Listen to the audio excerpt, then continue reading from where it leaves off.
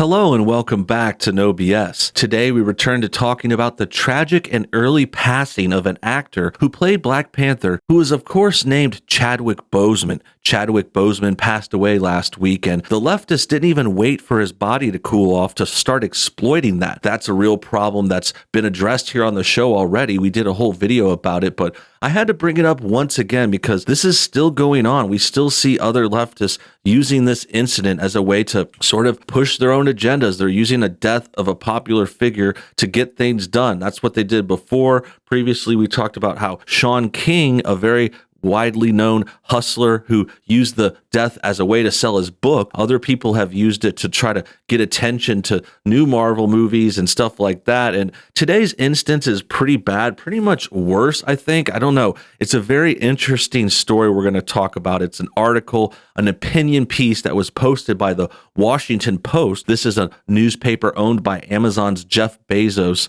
and he loves to push liberal stuff with his Washington Post. Like, it's pretty much a rag right now. It's pretty much a liberal propaganda outlet, constantly pushing these kinds of stories, pushing not only liberal and democratic ideas, but as you'll see today, they're pushing propaganda and they're trying to use their platform as a way to race bait. Essentially, they're race baiting this death of this actor, this terrible, tragic death. This guy was only in his 40s. He suffered from colon cancer for years and finally lost a battle. And it sucks. Sorry that he's gone. I was a fan. I liked what he did with Marvel and the character. It was a good run. And I was hoping that he'd come back. But we're going to talk about this story more soon. We're going to talk about what the Washington Post and their opinion column did with his death and how they used it to race bait, of all things. And we're going to get to that soon. We're going to get to the details and break it all down. But first, let's take a quick moment to check out our sponsor.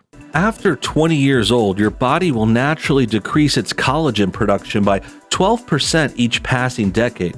This decrease in collagen is a leading reason to why skin appears thinner and more wrinkled as we age. And the way to keep our skin looking healthy and youthful is by consuming 5 different types of collagen, which we're going to offer to you today from our website at healthwithnobs.com. Provided by BioTrust, our offer today is a very, very high quality protein source that you can take daily just by adding some water. And if you order today, you can get your own bag of ageless multi-collagen for 51% off, plus free shipping. So make sure you check out our link below at healthwithnobs.com. Great. Now that that's out of the way, let's talk more about Black Panther. This is the article from the Washington Post. It says, I treat colon cancer. Chadwick Boseman's death underscores healthcare's tragic racial disparity. See how they did that there? See how they twisted it? They're getting this sort of feigning expert. I mean, I guess he's a doctor or someone that works in a hospital treating this kind of cancer that Boseman had. But to then flip it around and say it's a tragic racial disparity,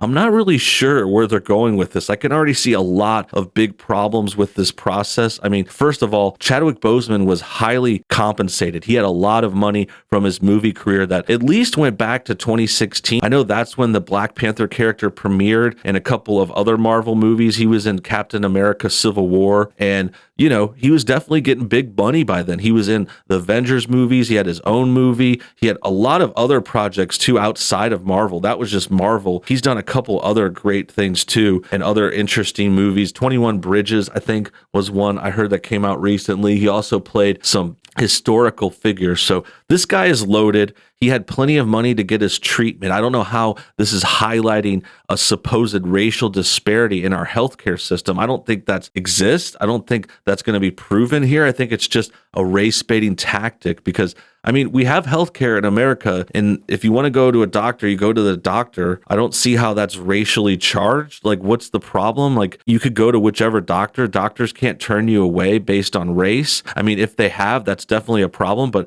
I'd have to see examples and proof that that's happening. So I doubt that's going to come up here, but let's give him a chance. Let's read on and see where else this goes. It says right here, Akash Goel is an assistant professor of medicine at New York Presbyterian and Weill Cornell Medical Center. When the movie Black Panther Panther was released 2 years ago with the African-American actor Chadwick Boseman as its superhero, I shared in the pride felt by millions of people of color, especially children who could for the first time see themselves save the world. Boseman's death last week from colon cancer, a disease that I diagnose and treat, has stirred me to ponder racism, healthcare disparities, and the morality of superheroes. Well, I think that just goes to show where this person's mind's at. If the first thing that you think about when an actor dies is how it was racist, I think you have some issues. I think you have some problems, and you're trying to see racism everywhere where it's really not always there. The other thing is, they act like this is the first black superhero, like this is the first time they could see themselves save the world. That's not true. There was 3 Blade movies in the 90s and early 2000s. Shaq had a Steel movie. There was another movie called Blank Man in the 90s. I remember that as a kid. That was a great movie. There was one called Meteor Man. I mean, this is not the first instance of a black superhero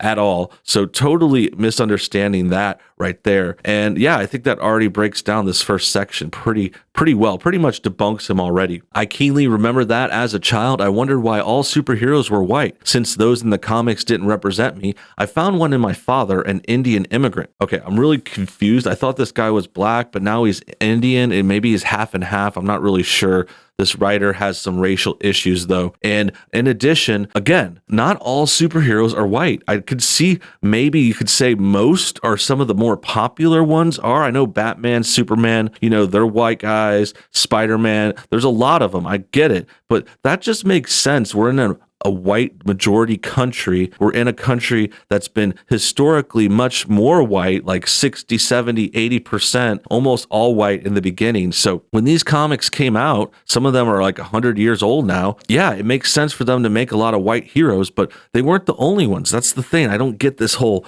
just because you're not aware of all the black heroes. Spawn is another famous black hero, by the way. He had a movie himself in the 90s, I believe, late 90s. And yeah, I just don't get it. I'm sorry you couldn't find other heroes, but they're out there. They're easy to find too. Like, I've always known about them. I've seen all the comics. They've had them in the characters there. They've had comics. There was Bishop as part of the X-Men. He was a black character. There was, Cyborg was part of the Justice League pretty much forever. Who else? There's lots of other heroes out there. I don't know why. If you didn't see them, that doesn't mean they don't exist. Next, they say, he was born in 1946, the last year of British rule in rural India. Life expectancy around that time in India was about 31 years. The youngest of 9 children, he seemed fated to continue the family line as a sugarcane and soybean farmer. Yet, he became the first child in the family to attend school beyond primary education, and against staggering odds, he found his way to medical school, and then to the United States, landing in Brooklyn in 1974. My father's superpower for more than 4 decades has been treating cancer, including cancer of the colon. I like to think that his life is the type of role Boseman might have played in the movies. So this guy is obviously obsessed with seeing himself and his father in these situations. It's a very self-centered kind of person, a person who, needs to see themselves. They can't watch other people. And that's just not as common as these people claim. He thinks that everyone else is like this, but that's not true. Most people can watch a hero or a character in a movie and they can identify them regardless of skin color. Like, you could identify with someone on the other gender or something like that. Like, I could watch a film like Guardians of the Galaxy and there's a female character in there that's actually an alien, but you could still identify with it, like the green alien played by Zoe Saldana. Like, I can identify with that character. She was having trouble with her relationship, blah, blah, blah. Like, there's nothing to say you have to be exactly the same identity as a character to really get along with them and to like them and to love them. I mean, it's just not true. It's just very basic, simple thinking. And it goes to show the self-centeredness of people like this. They're just so narcissistic. They can't even see from others' perspectives. And the worst problem really is they assume everyone thinks like them when they really don't. While Boseman portrayed a comic book superhero, his true powers lay in the real world, where he inspired countless people he never met and was an embodiment of the unrelenting human spirit and of pioneering courage.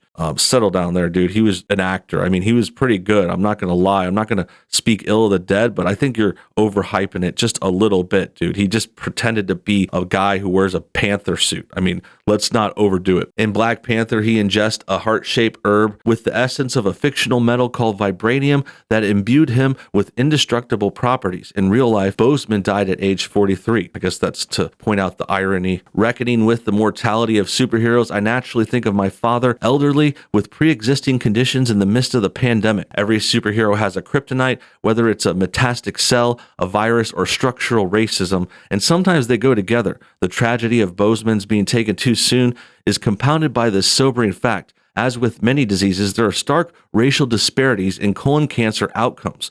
African Americans have the highest incidence and mortality rates of colorectal cancer, CRC, of any ethnic group in the United States. Gaius J. Augustus and Nathan A. Ellis reported at the American Journal of Pathology in 2018. Although some of these disparities can be explained by differences to access to care, cancer screening, and other socioeconomic factors, disparities remain after adjustment for those factors. The supposition that systemic racism bears much of the blame is almost inescapable. Okay, this is a lot of buzzwords, a lot of assumptions being made here. They're trying to use their authority as like these medical figures working at a college or a hospital. They're trying to use that to hang over you. Now, I know we should listen to experts. I'm not trying to be anti-technology or anti-information or, education, but these guys are clearly like jumping to racism purposely. They're trying to say something about the disease is racist. Like, I'm actually kind of curious what they're trying to say. It's a little confusing. I know they mentioned socioeconomic factors. That's a common buzzword used by liberals, trying to like just sound smart and say, oh, there's socioeconomic factors. That just basically means, I don't know, your family isn't social enough. No, it's not really that. It basically means you don't have enough money to pay for things, and they want to blame that on racism. And I understand nothing about that, actually. It's just a silly claim. And they're trying to say they adjusted for these factors. But like I said, there's no racism in the healthcare system like this. Like, you can go to whichever doctor you want. You have to pay for it. I understand that. But then you go down and you say, oh, I think it's basically coming back to the fact that Black people overall just don't have as much money as some of the other races. So they're saying that that's because of racism. And it's basically just their assumption. There's no proof of racism. There's no like documentation like, oh, these people aren't getting hired because of their race. There's no instance of like a recording of some HR person saying don't hire Black people because of their race. Like, that doesn't happen. There's no proof. All they do is point out a difference and say, look, Black people don't have enough money. They don't have these jobs that they don't have as many prestigious jobs. That's because of racism. It's just, that's not how you prove something. I'm sorry. You can't just jump to racism. Like, you could easily use that same argument and jump to something else. Like, you could say, oh, this minority group doesn't have enough money to treat this type of cancer. And that's because of the pandemic, and that's because of, say, the weather. It's too hot this year. It's because of global warming. You could throw out any excuse that way and just have your own assumption and say, well, if it isn't anything else, what else could it be? That's like their explanation. And they're like, oh, if it's not that, then what else could it be? I mean, I could think of a lot of things it could be, but when you're a simple-minded racist like this author, like these people that are trying to race bait this Chadwick Boseman story, they can just easily do that. And that's the real problem here. The race baiting is just ridiculous, unnecessary. It's not based in logic or reason. There's no proof. And that's why I think this story is pretty much debunked. That about wraps things up. Hope you guys enjoyed today's video. Make sure you comment your thoughts on everything below. Also hit the like button to help it get shared. Subscribe if you're new, and hit the bell for notifications too. Until next time, have a great day and a wonderful tomorrow.